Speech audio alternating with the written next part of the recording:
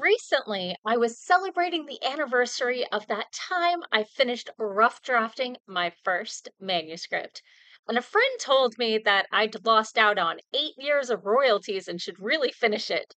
He was trying to be encouraging and supportive, but instead, all I really have is a pile of justifications.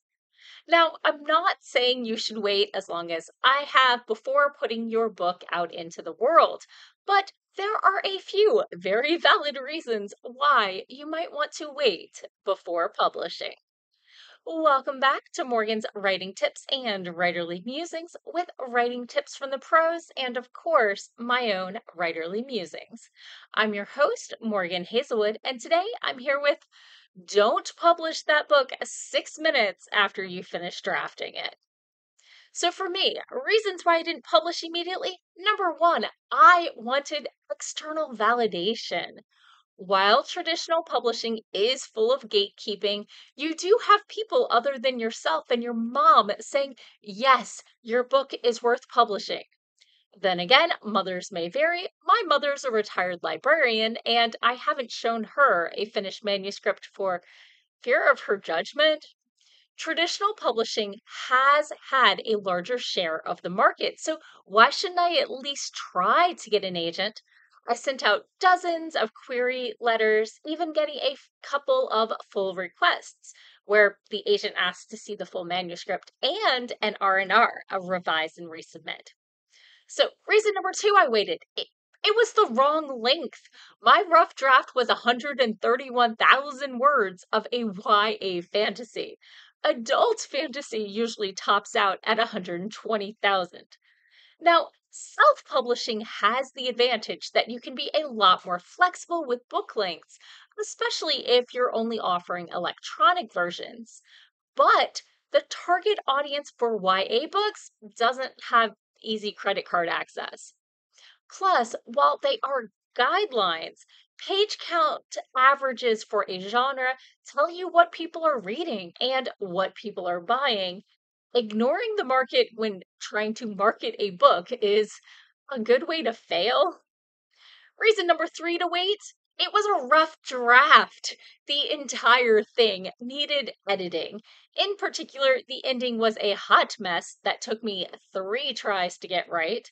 Now, most writers don't draft cleanly, and few successful authors publish the first version of a manuscript, especially the first version of their first full manuscript. By the time it was ready to query initially, it was closer to 5 years of lost royalties, not 8. Now, I don't suggest doing what I did though. Every 5 to 10 query rejections, I revised my entire manuscript. Now, if an agent likes your query letter and opening pages, they'll ask for your quote unquote full, i.e., they ask for you to send them your full manuscript. And I did get a few requests, which gave me hope. And then after my full manuscript got rejected, I reached out to a mentor and we worked through my full manuscript. And then I kept querying agents. And after another rejection on an R&R, this one a form rejection explaining how beta readers work, I found another mentor. The second mentor, and I did not finish revisions until the middle of the pandemic. Yes, my manuscript kept getting better and stronger, but maybe I should have trusted my own vision more. Reason number four, I shouldn't have published immediately. I didn't know the industry. I had just started my writing journey.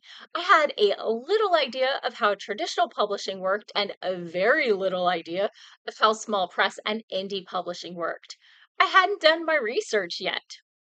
Reason number five, I had no idea how to market myself or my book. There are plenty of authors who just want to put their work out there and see their name on that byline. If that's what you're going for, I support you. But I want a bigger audience for my book, and I didn't know how to get there. Now, these days, I know a lot of things that don't work, a few things that do, and that the market is rapidly changing. Marketing your books is a full time hustle if you want to get some traction with building an audience. So, from book covers to blurbs to where to send advanced reader copies, otherwise known as ARCs, I know a little more now. Reason number six not to publish it immediately. Well, YA doesn't do as well indie as some genres. A little bit of research did show me that young adult novels, especially as standalone, although mine does have series potential, don't do as well when independently published. Romances, mysteries, and easily serialized works, especially aimed at adults with credit cards, usually have better traction, especially for writers who write and polish quickly. I'm not that quick. And to really get momentum, a series works best, and I don't have one. Number seven, why I might not have wanted to publish.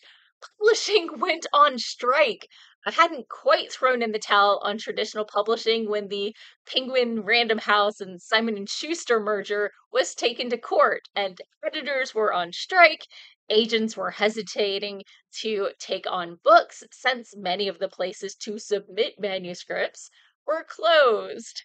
And my dad didn't raise me to be a strike breaker. So, with publishing in turmoil and 10 to 20% of agents leaving the field altogether, I wanted to see where things shook up before diving in. Reason number eight, I drafted other manuscripts. Many authors consider their first book a quote unquote practice book, and you'll never get better if you don't keep writing. Now, so far, I haven't looked back at my first manuscript in horror, but there are a few elements I'm not sure of. Some people have a single book in them, and that's okay. For me, though, I want to have enough to build a career. Plus, I want to keep striving to be a better writer. Reason number nine not to publish immediately, horror stories of publishing regrets. I have seen many self published or indie published authors take down their first book to revise and edit and rebrand them. Even some traditionally published authors, after all that gatekeeping and the editors, will talk of having published too soon before the book was ready. I didn't want to regret my first book. And reason number 10, fear of failure. Yep, that's in here. I have had friends do quite well for themselves with indie or small press or traditional publishing, and I've had friends debut with 25 sales. I don't know if I dream of a bestseller, but I dream of being able to make a living. I dream of people I don't know coming up to me to say that my story meant something to them. I don't want to publish with a whisper. I want to make waves. So, I know I fear making the wrong choice, but I'm not going to let fear guide me.